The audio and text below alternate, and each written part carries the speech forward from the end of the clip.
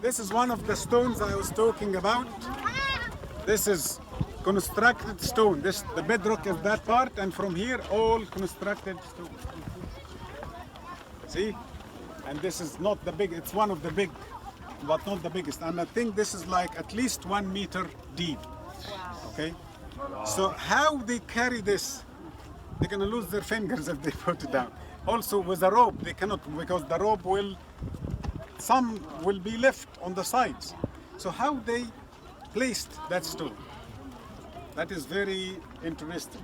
Because I said it's a great challenge if we talk about putting that stone above another stone like 2-3 meters high. It's impossible. Okay, but this one is very impossible. Only anti-gravity can deal with this. This is flowing stone and they put it like this. Very easy. But any other way, even our mechanical ways, because that one in the middle, look, this is another challenge. This is the bedrock.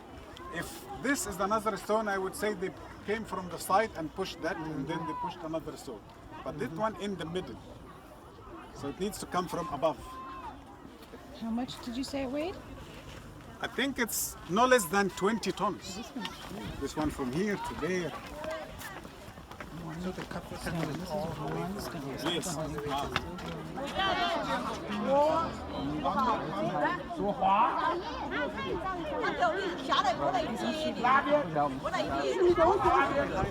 Stone, the steel stone. That stone in the middle? No, they found it.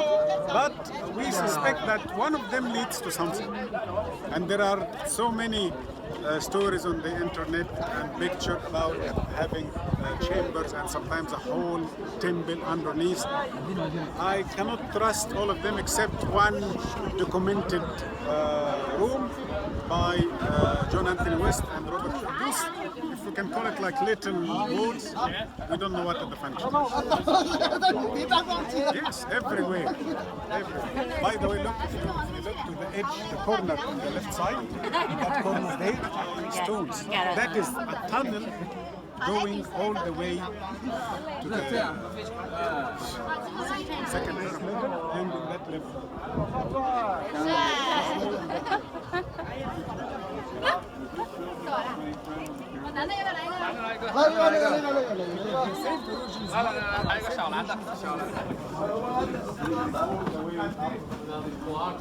This is like the Osirion.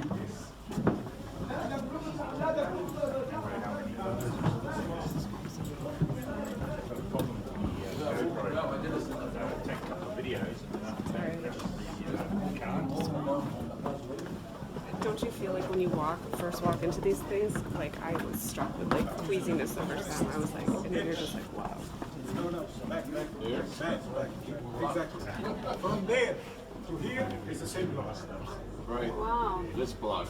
Yeah, this block is a Ahí vamos. Se sube y se baja.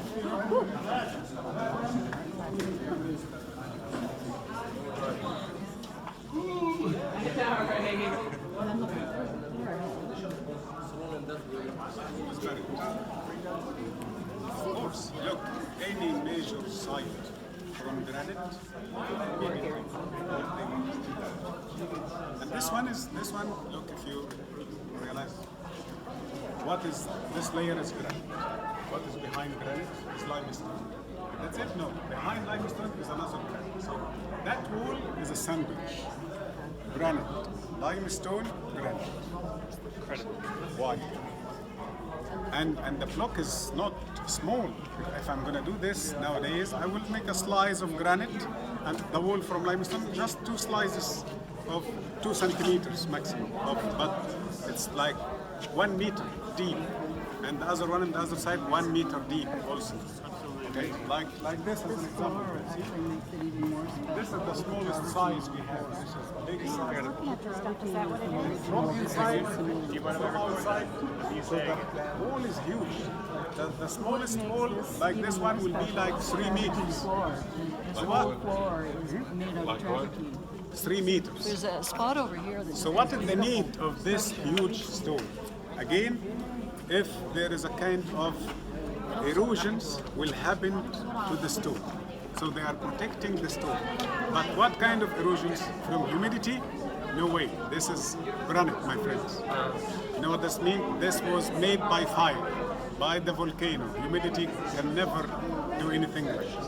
Okay? Energy erosions? Could be. That is, and do we use some kind of technology like nowadays? Yes. Like a salt. The one we use at our kitchens. The ovens of what? Oven, microwave? Microwaves, exactly. Microwaves. I can understand microwaves can do this. Microwave can do I'd be great at Jeopardy. erosion inside the stone and outside is still in a good condition. And we were lucky that we found a broken piece. The core is eroded and the side outside is still in a good condition. What can do this? Microwave. Look, when we talk about disasters happened, we are very sure about that global flood. Okay? The geologist, including Robert Schoch, and we had him, and of course we have Susan. Okay? But Robert Schoch was interested in the formation of what we call it silica sand, the glass, this desert glass, how it was formed. And it was formed because of a very, very high degree of heat, and hundreds or thousands of years ago, that kind of technology wasn't exist. So it seems to be like something abnormal happened. Okay, if we combine that story of Robert Schoch with the Egyptian story of Sekhmet, it makes sense. What is Sekhmet's story? The solar flare. You know the solar flare?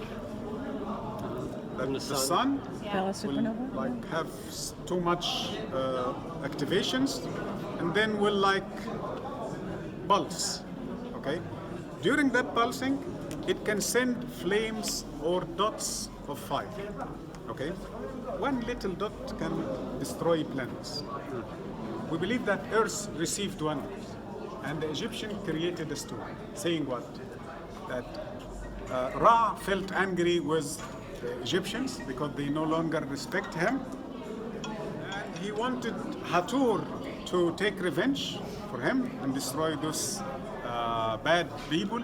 Hathor refused. Who is Hathor? Hathor is the nice energy of the sun. Hathor is the sun for us to like feel okay, for the plants, this morning nice temperature. So he changed Hathor to be Sekhmet, the destructive force of the sun. And Sekhmet hunted down almost 90% of the Egyptian. Then he felt that is the style of the story, but we can move some expressions and we put scientific expressions, it will fit. Okay? He felt angry, he regret, and he wanted to stop Hathor. He couldn't stop Sekhmet, because she became like overreacted and was like drunk. He created the shadow. That is very interesting, the shadow. So it seemed that during the solar flare, because of so many fire, it was like a layer of smoke made isolation between the sun and earth. So people could survive from that extreme heat because of the shade. So he created the shadow, and they went faster than Sekhmet, and they prepared a lake of wine, fake wine, from an Egyptian fruit with red color. And when she drank this as blood, she lost conscious and she became normal in the following day, and Egyptians were rescued, or humans were rescued. Okay? So that story, we can explain it as the solar flare. And in Egypt we have evidences of the solar flare. Pernet stones, pernet granite, and that silica sand. It's a huge valley in the west of Egypt, in the center of the west. We call it the Silica Valley. Okay? So we had now a disaster of the global flood. What came first, the global flood or the solar I flare? What do we believe say? the solar flare first. Or maybe the solar flare caused the flood. Okay. And it is a lesson for human. I feel that, or from my readings, when humans reach the top of technology and they think they can do anything, then boom. And what will happen? Not only disaster, but brain powerless. That's in my opinion, that human from day one they were super smart. Golden age. That story of cavemen, that is ridiculous. It happened. but not as beginning, as a new beginning. After they hide in caves, away from the solar flare or something else, and they started to have births inside the cave under the ground, you know what will happen, and this is scientifically, the child will be a little bit stupid than the parents. And if this child will have births, his grandchild will, so they lose the brain power because they are not exposed to the sun. Okay? And when the atmosphere was okay, they went out and the opposite happened. They started to have births above the ground. So the kids were smarter and the grandsons smarter. And this is how, but we didn't, in each time we didn't get the complete brain power. Each maybe 10,000, 20,000, 100,000, we lose 10%. Do you know how much of our brain power we use now? 8 maybe? That was 8, The smartest one is 13. 13. Smartest. Yes, we are in the level of 8, 9. What happened to the 89 or the 87%? Gone from many disasters and hiding under the caves. What are the niches for? The niches down there and up in the Look, very top. there is something interesting that until now we don't know the secret of mummification, right? But is it strange? With our technology we cannot do, because they know everything about mummification except one thing, the location of mummification. So they can do the whole surgery, but it will fail because they don't do it in the proper place. This is the proper place. But unfortunately, it doesn't work in the right way like before. Gone. One important element is the sun. So that is the lower level of the big window. And the same here. So there was big window above to let the sun go inside. So the king was mummified here. But he didn't build this for that reason. No, this is like a side effect. Or they understood that there is energy here to prevent the body from deterioration, so they use it as a mummification temple. But of course, that is not the original function. So if we manage to have an active building, we can do mummification. But where? So what kind of roof would that be? I don't think that there was a roof. I think it was like this, okay, for shade. But complete roof, no. Because if we have a complete roof, then my story will be wrong, because they need the sun.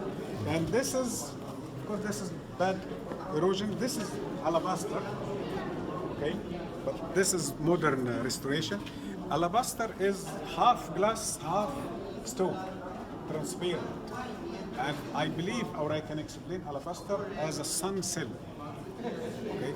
In our modern sun cells, alabaster is working like this, absorbing the sun power in the morning and release it afternoon. So if you have a floor in your house, but must be outside, from alabaster, it will be cold during the morning because it's absorbing the heat. But it will be warm during the evening, which is cold weather, the opposite. If that's the case, then we don't need a window. No, the window for alignment. Alignment. Yes, okay, because they must have like focused beam.